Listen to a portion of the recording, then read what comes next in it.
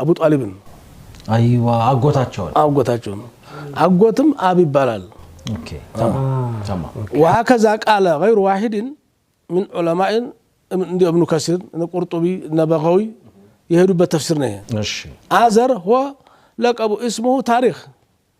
አዘር لقب እንጂ ስሙ ታሪክ ነው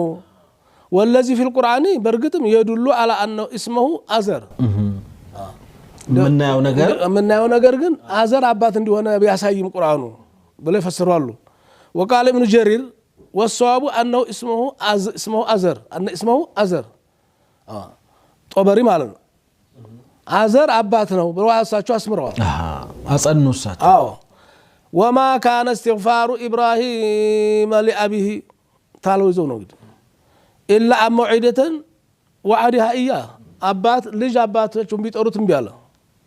እንግዲህ ዱአ አረጋለሁ ምንም ማረገው ነገር አለ ብሎ ቃል ገውተው ነበር ኋላ ዱአ አደረጉለት እና ወቀድ ወፋ ኢብራሂም بما وعده ነብዩ ኢብራሂም ቃል አክባሪ ነበሩና ያንኑ ቃላቸውን ዱአ አደረጉለት ተዛም